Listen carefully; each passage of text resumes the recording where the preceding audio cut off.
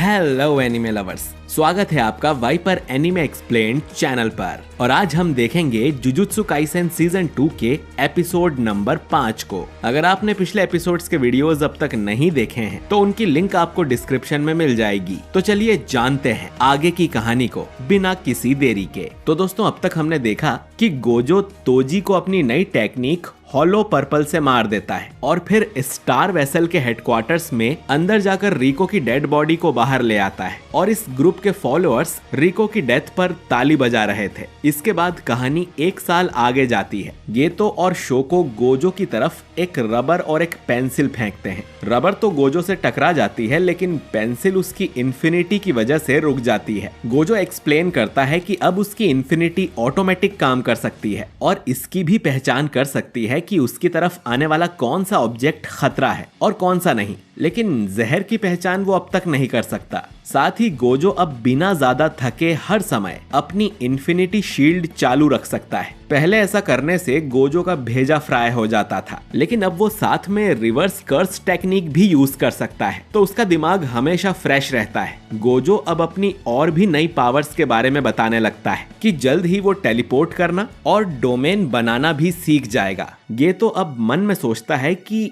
Gojo अब उससे कहीं ज्यादा आगे निकलकर सबसे ज्यादा स्ट्रॉन्ग बन चुका है। वो अकेले ही किसी भी मिशन को हैंडल कर सकता है, इसीलिए अब गेतो को भी अकेले ही मिशन पे जाना पड़ता है। और ये समर सॉसेरर्स के लिए काफी बिजी था क्योंकि कर्स्ड स्पिरिट्स की तादाद मच्छरों की तरह बढ़ती ही जा रही थी और उन्हें एब्जॉर्ब करके गेतो थक चुका था। वो बताता है कि कर्स स्पिरिट्स का स्वाद बिल्कुल ऐसा होता है मानो उल्टी में लिपटा कपड़ा निगल लिया हो। अब गेतो अपने रास्ते से भटकता जा रहा था क्योंकि उसने इंसानों का घिनौना रूप देख लिया था। वो जुजुत्सु सॉसेरर बना ही इसीलिए था ताकि वो नॉर्मल इंसानों की मदद कर सके, लेकिन उन फॉलोअर्स की तालियों की गूंज गेतो को अब भी सुनाई दे रही थी। शावर लेने के बाद गेतो अकेले एक कमरे में जाकर बैठ जाता है। तभी हाइबारा गेतो के पास आकर उससे बात करने लगता है और उसे बताता है कि वो एक मिशन के लिए बहुत दूर जा रहा है, तो वो उसके और गोजो के लिए कुछ खाने को जरूर लाएगा। अब गेतो उससे पूछता है कि उसे जुजुत्सु सॉसेरर बन के कैसा लग रहा है। हाइबारा कहता है कि वो इन सब के बारे में ज्यादा नहीं सोचता, लेकिन वो खुश है कि वो अपनी पूरी कोशिश कर रहा है। गेतो उसकी बात से सहमत होता है। तभी इन दोनों के सामने एक औरत आती है और इनसे सवाल करती है कि उन्हें किस टाइप की लड़की पसंद है। गेतो उससे पूछता है कि वो कौन है। वहीं हाइबारा बताता है कि उसे ज्यादा खाने वाली लड़कियां पसंद है। गेतो को यह पसंद नहीं आता कि हाइबारा किसी अनजान को जवाब दे रहा है। इसके बाद हाइबारा गेतो और उस लड़की को अकेला छोड़कर चला जाता है। वो लड़की फिर से गेतो से वही सवाल करती है और गेतो फिर से लड़की की आइडेंटिटी पूछता है। ये लड़की बताती है कि उसका नाम यूकी है और वो एक स्पेशल ग्रेट सॉसेरर है।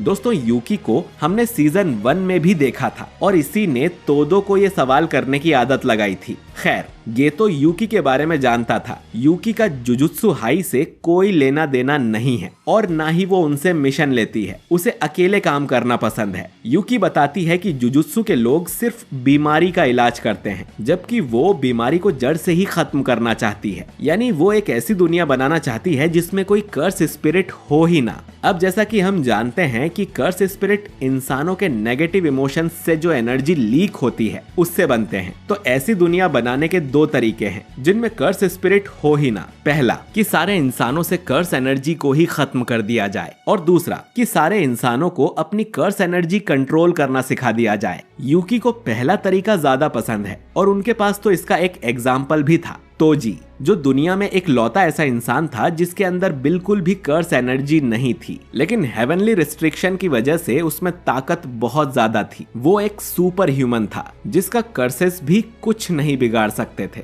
तो उससे हारने पर गेतो को ज्यादा बुरा नहीं लगना चाहिए। यूकी उसे स्टडी करना चाहती थी, लेकिन अब तो वो मर चुका। तो यूकी के पास अब दूसरा तरीका बचता है कि सभी इंसान कर्स एनर्जी को कंट्रोल करना सीख जाएं, क्योंकि जुजुत्सु सॉसेरर्स से कभी कर्स्ड स्पिरिट पैदा नहीं हो सकते, क्योंकि उनके अंदर से नेगेटिव एनर्जी लीक ही नहीं होती, बल्कि लगातार उनकी बॉडी में सर्कुलेट होती रहती है। हाँ, लेकिन कोई जुजुत्सु सॉर्सरर मरने के बाद कर्स बन जाए तो अलग बात है, जैसे सुकुना। तो आसान शब्दों में कहा जाए तो अगर सारे इंसान जुजुत्सु सॉर्सरर बन जाएं तो कर्स्ड स्पिरिट पैदा ही नहीं होंगे। अब गेतो उन फॉलोअर्स के बारे में सोचते हुए कहता है कि अगर हम सारे नॉर्मल इंसानों को ही मार दें तो, लेकिन फिर गेतो होश में आ जाता है। यूकी उसे कहती है कि इंसानों को मारना सबसे आसान तरीका है, इससे बाकी इंसान डर के मारे सॉर्सरर बन जाएंगे। लेकिन ये पागलपन होगा। क्या गेतो को नॉर्मल इंसानों से नफरत है? गेतो इस पर कोई जवाब नहीं दे पाता। उसे लगता था कि सॉर्सरर्स का काम ही यही है कि वो नॉर्मल इंसानों को प्रोटेक्ट करें, पर अब उसे पता नहीं कि इंसानियत बचाने लायक है भी या नहीं। यूकी उसे कहती है कि ये फैसला उसका है कि वो क्या करना चाहता है। इसके बाद वो अपनी बाइक पर बैठ जाती है और जाने से पहले कहती है कि उन्हें आपस में दोस्ती रखनी चाहिए, क्योंकि आगे चलकर वो और गोजो भी स्पेशल ग्रेट सॉर्सरर बन जाएंगे। वो ये भी बताती है कि मास्टर टेंजन अब ठीक है, क्योंकि शायद अब उन्हें कोई दूसरा स्टार प्लाज्मा वेसल मिल गया है। कुछ समय बाद गेतो और नानामी एक मुर्दा घर में होते हैं, क्योंकि हाइबारा की डेथ हो गई थी। नानामी बताता है कि हाइबारा एक सिंपल मिशन पर गया था, जहां उसे ग्रेड 2 के कर्स को मारना था, लेकिन अपने एरिया में वो कर्स ग्रेड 1 हो गया था। गेतो अब कहता है कि नानामी को आराम करना चाहिए, गोजो उस मिशन को देख लेगा, जिस पर नानामी बोलता है कि अब से सारे मिशंस गोजो को ही देने चाहिए। अब गेतो सोचने लगता है कि सॉर्सरर बनना एक मैराथन दौड़ने जैसा है, जिसकी फिनिश लाइन पर कुछ नहीं है, बस उनके साथियों की लाशों के ढेर हैं। अगले महीने गेतो को एक मिशन पर भेजा जाता है, जहां एक गांव के लोगों को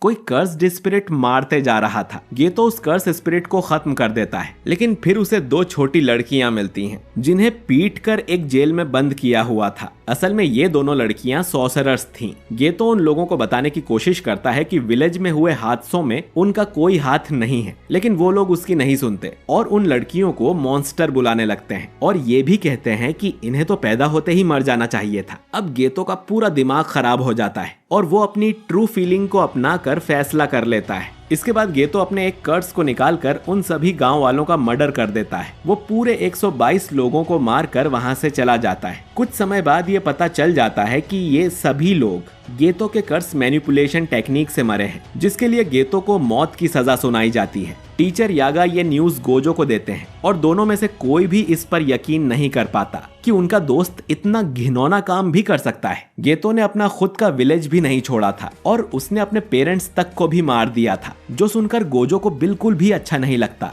इसके कुछ टाइम बाद ही शोको की मुलाकात गेतो से हो जाती है। वो दोनों काफी नॉर्मल तरह से बात करते हैं। शोको गेतो से पूछती है कि उसने ये सब क्यों किया, जिस पर गेतो बताता है कि वो ऐसी दुनिया बनाना चाहता है जिसमें सिर्फ जुजुत्सु सॉर्सरर्स हों और उसे पता है कि कोई उसकी ये बात नहीं समझेगा। शोको फिर तुरंत ही गोजो को कॉल कर इन्फॉर्म कर देती है कि गेतो यहाँ पर है और उसे मरने का शौक नहीं है जो वो गेतो को अरेस्ट करने की कोशिश करे। थोड़ी ही देर में गोजो यहाँ आ जाता है और गेतो से पूछता है कि वो सच में सारे इंसानों को मार देगा, अपने पेरेंट्स को भी। गेतो उसे भी वही जवाब देता है कि वो एक ऐसी दुनिया बनाना चाहता है जिसमें कोई कर्स ना हो और ना ही कोई नॉर्मल इंसान। इसके लिए वो अपने पेरेंट्स को भी मार चुका है। गोजो अब उसके सिद्धांतों पर सवाल उठाता है, जिस पर गेतो कहता है कि उन सब लोगों की मौत किसी कारण से हुई है। गोजो आगे कहता है कि सारे इंसानों को मारना नामुमकिन है और वो कभी अपने गोल तक नहीं पहुंचेगा, जिस पर गेतो बोलता है कि लेकिन तुम ये काम अकेले ही कर सकते हो, तो अगर मैं तुम्हारे जितना पावरफुल हो गया तो जरूर अपने गोल को पूरा कर लूंगा। और उसने अपने लिए ये जिंदगी चुन ली है। अब गेतो यहाँ से जाते हुए कहता है कि तुम चाहो तो मुझे मार सकते हो, उसका भी कोई कारण होगा। गोजो उस पर अपनी हॉलो टेक्निक पर्पल से निशाना लगाता है, पर वो अपने बेस्ट फ्रेंड को मार नहीं पाता और गेतो यहाँ से भाग निकलता है। बाद में गोजो यागा को बताता है कि वो गेतो को मार नहीं पाया। वो भले ही सबसे स्ट्रॉन्गेस्ट है, लेकिन वो उन्हें ही बचा सकता है जो खुद बचना चाहते हो। इसके बाद हम टाइम वेसल एसोसिएशन के उसी हेडक्वार्टर्स को देखते हैं। गेतो अब इस एसोसिएशन का नया बॉस बनना चाहता है, क्योंकि बंद होने के बाद भी इस ग्रुप के कई सारे फॉलोअर्स हैं। वो उनके लिए प्रीस्ट का काम करेगा और उन्हें कर्सेस से मुक्ति दिलाएगा। इससे गेतो के पास कर्स और पैसे दोनों आएंगे और हम उन दोनों सॉर्सरर लड़कियों को भी यहीं देखते हैं, जिन्हें छोड़कर गेतो ने बाकी सबका मर्डर कर दिया था। खैर, गेतो अब स्टेज पर जाकर घोषणा करता है, ये ऑर्गेनाइजेशन अब से मेरी है और मैं इसका नाम भी बदलने वाला हूँ। कई सारे लोग इस बात के खिलाफ थे, तो गेतो उसी मैनेजर को स्टेज पर बुलाता है जिसे हमने पिछले एपिसोड में देखा था, और वो सबके सामने उसे बेरहमी से कुचलकर मार देता है। अब गेतो सभी को सीधा धमकी देता है कि उन्हें उसकी हर बात माननी पड़ेगी। दूसरी तरफ गोजो को तोजी का बेटा मेगुमी मिल जाता है। वो उसे बताता है कि उसका फादर जेनिन क्लैन से था, वो यहाँ से भाग गया और बाहर आकर उसने मेगुमी को पैदा किया। जेनिन क्लैन को कर्स्ड टेक्निक से बहुत प्यार है। जब मेगुमी 6 साल का होगा तब उसे अपनी कर्स्ड टेक्निक दिखने लगेगी और फिर तोजी मेगुमी को जेनिन क्लैन में बेच देता, लेकिन उसने तोजी को मार दिया है। मेगुमी बोलता है कि उसे कोई फर्क नहीं पड़ता, वो आदमी उसे और उसकी सौतेली बहन को छोड़कर भाग गया था और कभी वापस नहीं लौटा। उन्हें लगा कि वो लोग उनके डिवोर्स के पैसों से ऐश कर रहे होंगे। गोजो अब उससे पूछता है कि क्या वो जेनिन क्लैन में जाना चाहेगा, लेकिन मेगुमी को अपनी बहन सुमुकी की चिंता थी। अगर वो वहाँ चला गया तो क्या वो अकेली खुश रह पाएगी? गोजो मेगुमी की बात समझ जाता है और उसे कहता है कि जेनिन क्लैन को वो संभाल लेगा और उनका ख्याल भी वो ही रखेगा। बदले में मेगुमी को स्ट्रॉन्ग बनना होगा। इसके बाद कहानी 11 साल बाद 2018 यानी प्रेजेंट में आ जाती है। गोजो अपनी पास्ट लाइफ को सपने में देख रहा था। उसे उसके 3 स्टूडेंट्स यूजी, मेगुमी और नोबारा नींद से जगाते हैं। उसने ही इन तीनों को किसी सीक्रेट मिशन के लिए यहाँ बुलाया था। अब गोजो उन तीनों को देखकर खुश हो जाता है और ये एपिसोड यहीं पर खत्म हो जाता है। तो दोस्तों इसी के साथ गोजो का पास्ट आर्क खत्म होता है और कहानी ठीक वहीं पर आ गई जहां पहला सीजन खत्म हुआ था। लेकिन नए एपिसोड से पहले हमें जुजुत्सु काइसेन 0 मूवी और सीजन 1 का रिकैप देखने को मिलेगा ताकि कोई कंफ्यूजन ना हो। और अब जुजुत्सु काइसेन का नया एपिसोड आएगा सीधा 31 अगस्त को, जहां से शुरुआत होगी शिबुया आर्क की, जिसकी बहुत ज्यादा हाइप है। तो उसे मिस ना करने के लिए अगर आपने हमारे चैनल वाइपर एनीमे एक्सप्लेन्ड को सब्सक्राइब नहीं किया है तो जल्दी से सब्सक्राइब करके बेल आइकन दबाइए ताकि आपसे हमारा कोई भी वीडियो मिस ना हो। बाकी वीडियो पसंद आया है तो इसे लाइक और शेयर कीजिए और कमेंट करके बताइए कि गोजो के पास्ट आर्क में आपका सबसे फेवरेट मोमेंट कौन सा था। बाकी मैं मिलता हूं आपसे बहुत ही जल्द एक नए वीडियो के साथ। शुक्रिया।